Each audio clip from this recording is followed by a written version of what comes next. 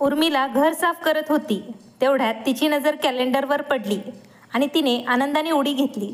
15 दिवसांनी सासरच्या मंडळींचा म्हणजे तिच्या सासू सासऱ्यांचा 35वा लग्नाचा वाढदिवस येणार होता. झाडू मारताना उर्मिला मनात विचार करू लागली की यावेळी काहीतरी भव्य दिव्य करायचे आहे. तिने संध्याकाळी तिच्या पतीशी बोलून त्यांच्यासोबत मोठी पार्टी आयोजित करण्याचा बेत आखला.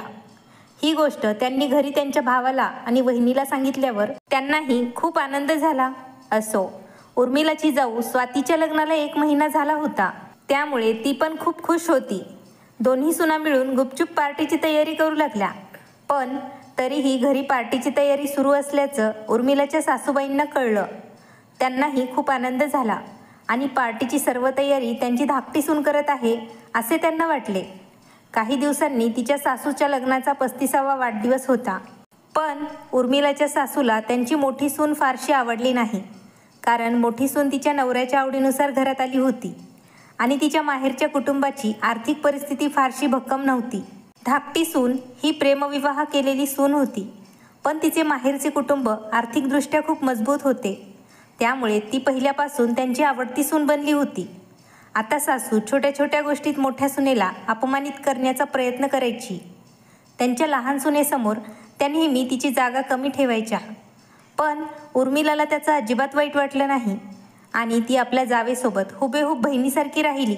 स्वातीलाही तिच्या वहिनीचा खूप अभिमान वाटत होता. पण सासू आपल्या वहिनीशी भेदभाव करत असल्याचे तिने पाहिले, त्यामुळे तिला ते आवडले नाही. ती नुकतीच आली असल्याने तिला कोणाशीही मोकळेपणाने बोलता येत नव्हते.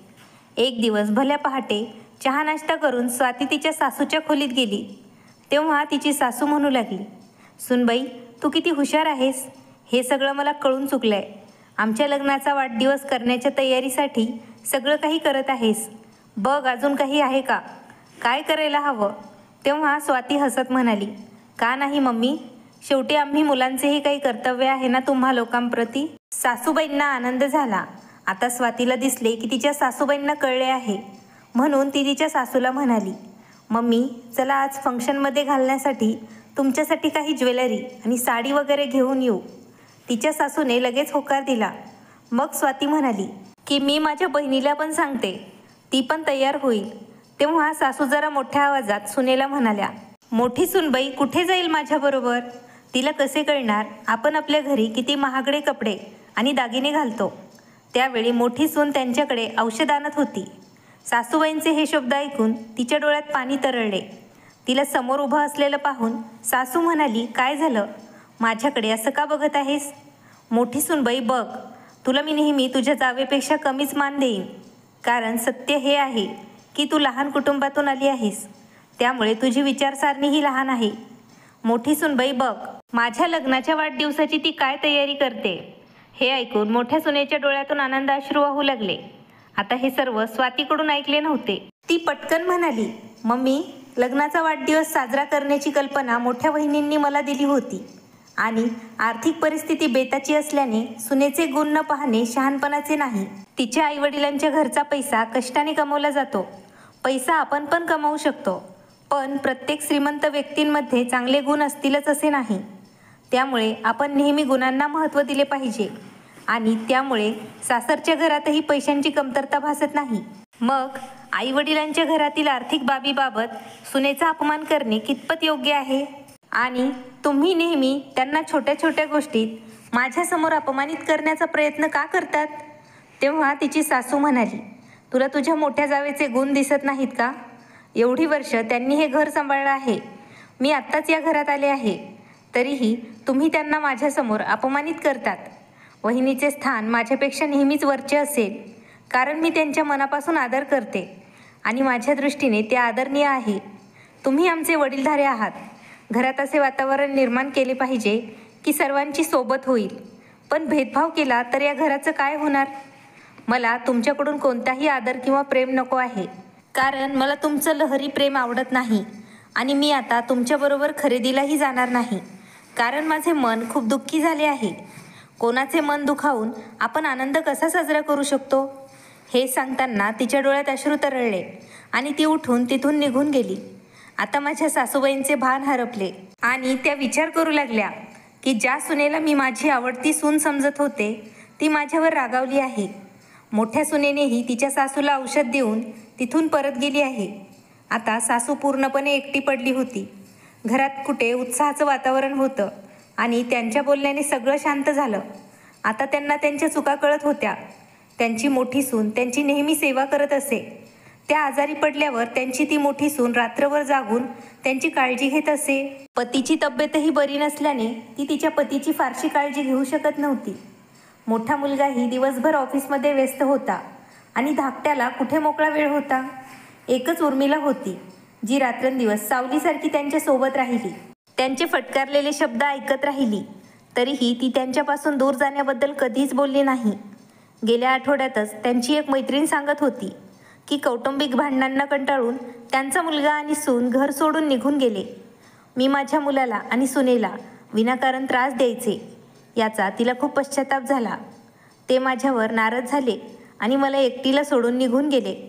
सुरुवातीला मला रागाने काही समजले नाही, पण आता रिकामे घर मला खायला उठत आहे. आज तिला तिच्या मैत्रिणीचे शब्द आठवत होते की तिच्याही बाबतीत असे काही घडले तर ती काय करेल. तेव्हा उर्मिलाच्या सासूचे हृदय हादरले, कारण आज त्यांची धाकटी सूनही त्यांच्यावर रागावून निघून गेली होती आणि त्यांनी आपल्या मोठ्या सुनेला कधीच प्रेम आणि आपुलकी दिली नव्हती. मग ती त्यांच्याशी निरागसपणे कशी वागेल. आज तिला वाटलं की जर तिने त्यांचे वागणे बदलले नाही तर म्हातारपणात त्या पूर्ण शून्यतेने भरून जातील. तेव्हा त्यांना दुसरा काही विचारच येत नव्हता. म्हणून त्या त्यांच्या खोलीतून बाहेर आल्या. मोठी सून जेवणाची तयारीत व्यस्त होती आणि धाकटी सून तिच्या खोलीत कपड्यांच्या घड्या करत होती. त्यांची त्यांच्या धाकट्या सुनेकडे जाण्याची हिंमत होत नव्हती. म्हणून त्या किचनमध्ये मोठ्या सुनेकडे गेल्या आणि हळूच तिला म्हणाल्या, "सुनबाई, काय करतेस?" सासूचे असे मृदू स्वरात बोलणे ऐकून उर्मिलाने आश्चर्याने त्यांच्याकडे पाहू लागली. तिला सासूचे टोमणे ऐकण्याची सवय झाली होती. सासू एवढ्या प्रेमाने बोलत असताना तिला आश्चर्य वाटले. उर्मिला हळूच म्हणाली, "काही नाही मम्मी, मी फक्त जेवणाची तयारी करते. तुम्हाला मिसळ रोटी आवडते ना, म्हणूनच आज मी जेवणासाठी मिसळ रोटी बनवणार आहे." तिची सासू खुश झाली आणि म्हणाली, "अरे वा, तू मला मिसळ रोटी खायला घालशील?" तेव्हा ती म्हणू लागली, "मी तुमची आवडती पनीरची ग्रेव्ही भाजी बनवत आहे." तिची सासू आनंदी झाली आणि म्हणाली, "ठीक आहे, ऐक, तू हे सर्व बनवत आहेस ना, पण आज मला माझ्या हाताने काहीतरी बनवायचे आहे आणि माझ्या 2 सुनांना खायला द्यायचे आहे. तुम्हाला भरलेली वांगी आवडतात का? आज मी तेच बनवणार आहे." हे ऐकून उर्मिला तिच्या सासूबाईंकडे बघू लागली आणि विचार करू लागली की सासूबाई काय बोलत आहेत. तिच्या सासूने वर्षानुवर्ष स्वयंपाकघरात पाऊलही ठेवले नव्हते आणि आज तिची आवडती भरलेल्या वांग्याची भाजी बनवण्याबद्दल त्या थेट बोलत होत्या. तिच्या डोळ्यात अश्रू तरळू लागले, कारण जेव्हा ती तिच्या आईवडिलांच्या घरी जायची तेव्हा तिची आई अशीच भरलेली वांगी बनवायची. पण आई गेल्यानंतर तिचा कोणीच नव्हतं. तिला भरलेली वांगी खूप आवडायचे. जेव्हा ती तिच्या सासऱ्यांना जेवण द्यायला गेली तेव्हा तिला कळले की तिच्या सासूला भरलेली वांगी आवडत नाही. त्यामुळे त्यांनी भरलेली वांगी बनवण्यासाठी बंदी घातली होती. पण आज त्यांनी स्वतः त्यांच्या सुनेच्या आवडीचा पदार्थ तयार करून तिला खायला द्यायचा होता. म्हणूनच तिच्या डोळ्यातून अश्रू वाहत होते. तिच्या डोळ्यातून वाहणारे अश्रू पाहून तिची सासू हळूच म्हणाली, "सुनबाई, मी नेहमी तुला शिव्या घालत राहिले. धाकटी सून आल्यावर मी तिच्यासमोर तुझा अपमान करण्याचा प्रयत्न करत राहिले. पण मी चूक करत होते. कदाचित त्यामुळे तू मला माफ कर." उर्मिलाने त्यांना अडवलं आणि म्हणाली, "पुरे झालं मम्मी, पुढे काही बोलू नका. आता माझे रडणे थांबणार नाही हां. तुम्ही फक्त पटकन भरलेली वांग्याची भाजी बनवा आणि मला खायला द्या." सुनेने जे सांगितले ते ऐकून सासूने मंद हसून आपल्या सुनेला मिठी मारली. स्वयंपाकघराच्या दारात उभ्या असलेल्या धाकट्या सुनेने स्वातीने हे दृश्य पाहिले तेव्हा तिच्या डोळ्यात आनंदाश्रू तरळले आणि ती विचार करू लागली की निदान माझ्या एका प्रयत्नामुळे आईला आपली चूक कळली. तिनेही येऊन दोघींना मिठी मारली. तेव्हा सासूने धाकट्या सुनेच्या डोक्याला हात लावला आणि म्हणाल्या, "धन्यवाद सुनबाई, तुझ्यामुळे आज मला माझी चूक कळली. मी चूक करत होते." तेव्हा स्वाती म्हणाली, "आई, हे सगळं बाजूला ठेवा. आता आपण लवकर जेवणाची तयारी करूया." घरची माणसं जेवून निघून जातील तेव्हा आज आपण तिघी एकत्र शॉपिंगला जाऊ आणि यावेळी तुमच्या लग्नाच्या वाढदिवसाची पार्टी बघाच. ही पार्टी वेगळी आणि अद्वितीय असेल. तेव्हा तिच्या सासूने हसून होकार दिला. थोड्या वेळाने संपूर्ण स्वयंपाकघर प्रेम, आपुलकी आणि आदराच्या सुगंधाने भरलेल्या पदार्थाच्या सुगंधाने दरवळत होतं.